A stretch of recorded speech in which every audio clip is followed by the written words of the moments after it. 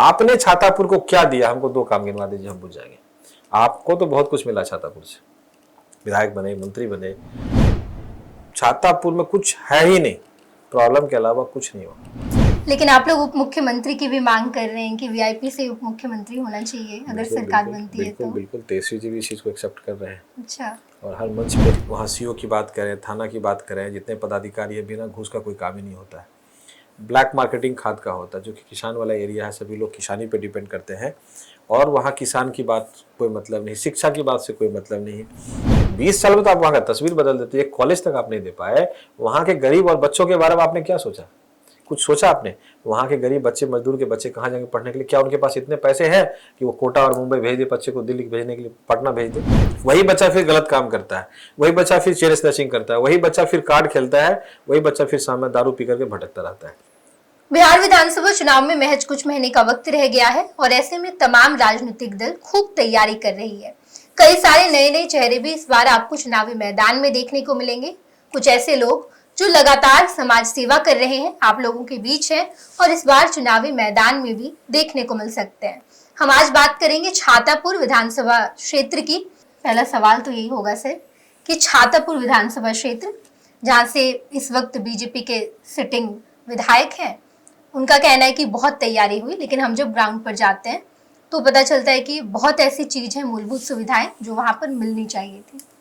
देखिए, मैं बताऊं, छातापुर की जहाँ तक बात, चुकी है मैं छातापुर से हूँ, बाहरी में हूँ नहीं। छातापुर में ही मेरा जन्म हुआ है, वहीं मैंने पढ़ाई लिखाई की और आज भी मैं वहीं काम कर रहा हूँ। तो बचपन से लेकर के अब तक जो गांव में रहेगा तो उसको गांव के बारे में सब चीज़ पता रहेगा। बिल्कुल।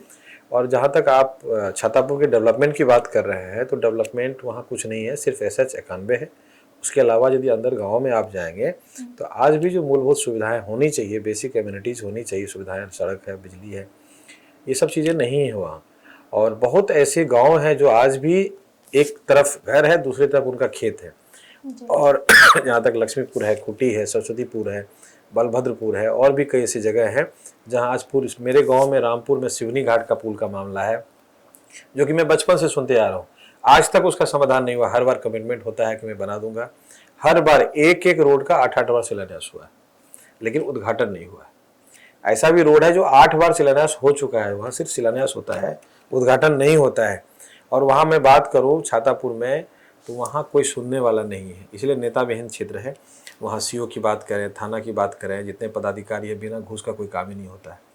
ब्लैक मार्केटिंग खाद का होता है, जो कि किसान वाला एरिया है, सभी लोग किसानी पे डिपेंड करते हैं और वहाँ किसान की बात कोई मतलब नहीं, शिक्षा की बात से कोई मतलब नहीं, स्वास्थ्य की बात से कोई मतलब नहीं, वहाँ जो करप्शन बढ़ा हुआ उस पर कोई मतलब नहीं।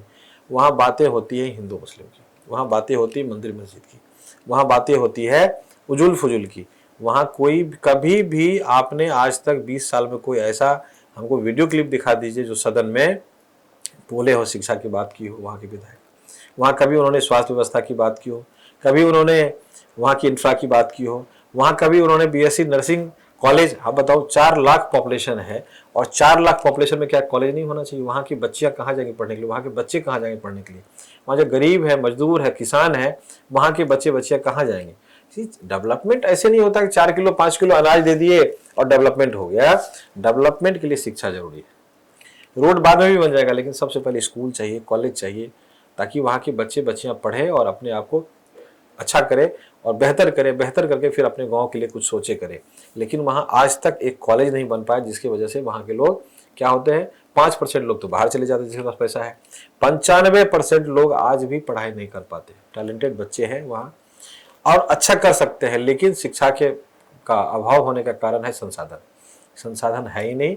और वहाँ के लोग क्या करते हैं, फिर वहाँ 10वीं तक तो कर लेते हैं, आगे की परीक्षा की वजह से नहीं होने की वजह से, कॉलेज नहीं होने की वजह से पढ़ाई नहीं कर पाते हैं।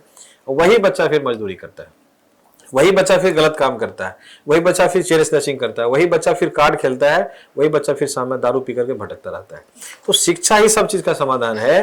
5 किलो आप अनाज दे दीजिएगा तो उससे किसी का विकास नहीं हो सकता है, लेकिन शिक्षा के ऐसा माध्यम है, यदि उस पर हम काम करें तो हम शहर को, गाँव को और हर एरिया को विकसित कर सकते हैं, आगे बढ़ा सकते हैं। तो छातापुर में मैं गिनाने लगूं तो आपको वहां नगण्य है। और एक सबसे क्या बात है कि जिस क्षेत्र के आप, जिस सरकार आपकी सेंट्रल में है, स्टेट में है, आप मिनिस्टर हैं और PhD विभाग के मिनिस्टर है, वहां जाके देखिएगा नल जल की स्थिति बद से बदतर है। हमने तो एक एक गांव में जाके देखा बिल्कुल है, सर, एक एक गांव में जाके देखा है, नल जल की स्थिति बद से बदतर है। कहीं भी नल में जल नहीं है, यदि गलती से आ भी गया तो वहां इतना आयरन है कि उस पानी को पी नहीं सकता। अभी तो मैंने देखा था, एग्जीक्यूटिव को, एसडीओ को बुलाया था, वही उसी वीडियो का मैं जिक्र कर रही वो हूँ। पानी मैंने उनको दिया पीने के लिए। हाँ। वही पानी मैंने उनको बुलाया कि आप देखिए जो पानी पिला रहे हैं आप गरीब को, मजदूर को, ये पानी आप पी के देखिए। क्योंकि आप, मुझे पता है आप सोशल मीडिया से जुड़े हुए, हमारे सारे एक्टिविटी को आप देखते हैं, तो वो पानी मुंह में तो लिए लेकिन वो पी नहीं पाए। और एसडीओ साहब ने क्या किया, उस पानी को फिर वापस उल्टी कर दिया, नहीं पी पाए। तो आप एक गिलास पानी जिसमें मात्र 150-160 ml पानी था, उसमें से मात्र 10% आपने पानी लिया होगा, मतलब 20 ml 25 ml आपके अंदर में गया, उस पानी को आप नहीं पी पाया, वॉमिटिंग कर दी और बोले नहीं वाकई इसका टीडीएस जो है बढ़ा हुआ है और ये पानी पीने लायक नहीं है। उसके पदाधिकारी ने एक्सेप्ट किया, वीडियो के माध्यम से आप देख लेंगे। तो ये तो स्थिति है छातापुर का। बिल्कुल सर, हम विकास की बात कर रहे हैं, लेकिन वहाँ पर जब नीरज बबलू वहाँ के जो सिटिंग विधायक हैं, मंत्री भी हैं, उनसे जब बातचीत की जाती है तो वो कहते हैं कि नहीं, मुझे ऐसे ही वोट मिल जाता है, मैं वहाँ पर काम करता हूँ।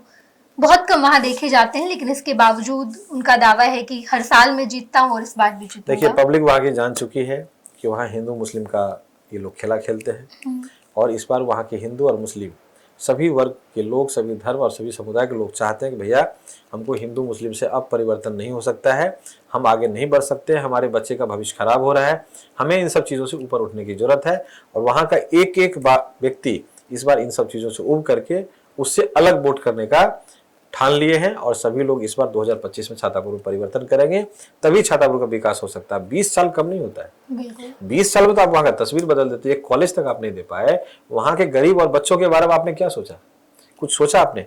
वहाँ के गरीब बच्चे, मजदूर के बच्चे कहाँ जाएंगे पढ़ने के लिए? क्या उनके पास इतने पैसे हैं कि वो कोटा और मुंबई भेज दे बच्चे को, दिल्ली भेजने के लिए पटना भेज दे?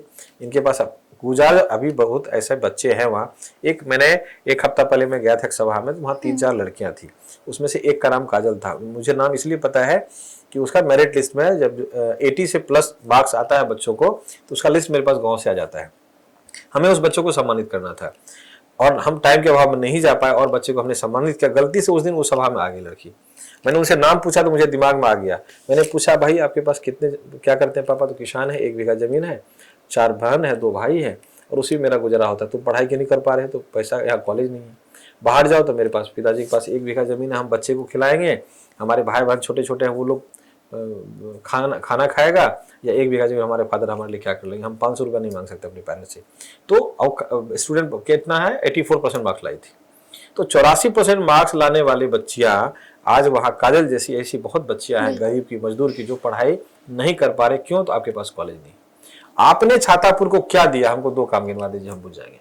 आपको तो बहुत कुछ मिला छातापुर से, विधायक बने, मंत्री बने, आपको पूरा बिहार जान रहा आज के डेट में, कहाँ से? छातापुर से ना। लेकिन आपने छातापुर को क्या दिया? 2 काम हमको गिनवा दीजिए, हम बुझ जाएंगे। बिल्कुल संजीव जी, छातापुर विधानसभा क्षेत्र, लेकिन वहां पर अभी जो विधायक हैं, इसके अलावा अगर हम बात करें तो चुनाव की तैयारी बेहद चल रही है। लोगों का ये भी कहना होता है कि नए चेहरे पर विश्वास करना थोड़ा मुश्किल हो जाता है। भले ही विधायक ने बहुत काम ना किया हो, भले ही बहुत डिसअपॉइंट किया हो, लेकिन हम चाहते हैं कि नया चेहरा आए तो उस पर विश्वास लोग नहीं कर पाते। नया चेहरा कौन है छातापुर? नया चेहरा कौन है बताइए? लोग तो ये भी कह, हालांकि आप तो वहां पर काफी दिन नया चेहरा में, मैं इसका तो यही खंडन कर रहा हूँ, मैं नया चेहरा हो ही नहीं सकता। मैं नया और मैं ये नहीं कर रहा कि मैं चुनाव लड़ूंगा। मेरा मकसद है, नीरज जी का भी कहना है कि आएंगे लोग, चले जाएंगे, हम वहीं पर रहेंगे। देखिए ठीक है, वो तो अभी 2025 में आप रिजल्ट देख लीजिएगा। मैं बताऊँ, पिछले साल मैंने ट्रेनिंग लिया था, इस बार मैं चुनाव लड़ूंगा। अच्छा, पिछले साल मैंने ट्रेनिंग ली थी, मैं पिछले साल चुनाव कहाँ लड़ा था? मैं तो ट्रेनिंग के लिए जस्ट ट्रेनिंग में गया, नॉमिनेशन दे करके अपना चुनाव कैसे होता है उसको सीखा मैंने। चुनाव तो इस बार मैं लड़ूंगा, और इस बार में 2025 में पता। और यहाँ छातापुर की इस बार जो है ना, कोई कैंडिडेट चुनाव नहीं लड़ेगा, छातापुर की जनता इस बार चुनाव लड़ेगी। एक एक वोटर वहां का चुनाव लड़ेगी। सभी लोग चाहते हैं, क्या उनके पार्टी के लोग खुश हैं? क्या उनके कार्यकर्ता खुश है? क्या उनके वोटर खुश हैं? क्या हमको सिर्फ 5 आदमी को चिन्हित किया हर पंचायत में, उसके अलावा कौन व्यक्ति खुश है हमको बता दीजिए। एक पंचायत में 5 आदमी आपका खुश है, उससे वोटिंग करवा लेते हैं। लेकिन इस बार नहीं चलेगा ये सब चीज़, इसीलिए कि सबकी जो समस्याएं हैं।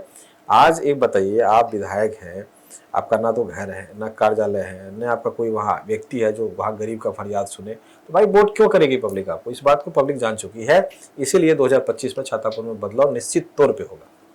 मतलब आप ये दावा कर रहे हैं कि इस बार चुनाव बिल्कुल बदलाव होना है। बिल्कुल बिल्कुल बिल्कुल। कैसी तैयारी सर वहाँ जब आप ग्राउंड पर जा रहे हैं तो क्या समस्याएं हैं जो अभी भी बहुत ज्यादा है? वहाँ there is nothing but water, मतलब ओके। पानी के अलावा कुछ नहीं है। वही हाल छातापुर में है। देयर इज, छातापुर में कुछ है ही नहीं, प्रॉब्लम के अलावा कुछ नहीं हुआ। There is nothing but problem. वहाँ समस्या का अंबार लगा हुआ है। और सबसे बड़ी बात क्या है, यदि कोई किसान की समस्या आती है, थाने में किसी को प्रॉब्लम है, ब्लॉक में काम है, आपको फ़ोन कर रहे हैं, आपका घर नहीं है, आपका दफ्तर नहीं, आपसे बातचीत नहीं, तो भाई वो गरीब आवेदन लगे किसके यहाँ जाएगा, हमको बताइए आप। इसीलिए सब एकदम बिल्कुल दिमाग में एकदम सेट कर लिए कि भैया हमको लोकल विधायक चाहिए। स्थानीय का बहुत बड़ा मुद्दा है। दल और पार्टी बहुत सेकेंडरी है, लेकिन कम से कम हम पकड़ के कोई काम तो करवा सके। इसीलिए सब ने ठान लिया है और मेरा सर्वे रिपोर्ट भी यही कह रहा है। और हम लोग तो वहाँ दिन रात सेवा में लगे हुए हैं, चाहे स्कूल, हॉस्पिटल। हम तो एजुकेशन की तरफ ज़्यादा मूव इसलिए इंटरेस्ट रखते हैं कि भाई वहाँ जब तक बच्चे पढ़ेंगे नहीं, शिक्षित नहीं होगा, तब तक समृद्धि और विकसित की बात नहीं कर सकते हैं। इसलिए छातापुर को आगे बढ़ाने के लिए सबसे पहले शुरुआत हमने शिक्षा से किया है और इसी को मैं आगे बढ़ाऊंगा और छातापुर को विकसित करूंगा। बिल्कुल सर, एक जुड़ा इसी, आप वीआईपी के बड़े नेता हैं और वीआईपी को लेकर ढेर सारी बातें चलती है कि वीआईपी या मुकेश सैनी पर भरोसा नहीं किया जा सकता, कब वो महागठबंधन में रहेंगे या कब वो एनडीए में चले जाएंगे। अभी आपकी पार्टी का क्या स्टैंड है? देखिए मैं बताऊं, एकदम स्टैंड क्लियर है। जिनको जो बोलना है बोले। हम लोग महागठबंधन में चुनाव लड़ेंगे और 2025 में महागठबंधन की सरकार बनेगी, ये भी तय है। और हमारे नेता बिल्कुल अपने काम को लेकर प्रतिबद्ध है। उनकी सोच बिल्कुल क्लियर है, प्लानिंग और स्ट्रेटेजी बिल्कुल क्लियर है कि भैया हमको महागठबंधन के साथ जाना है।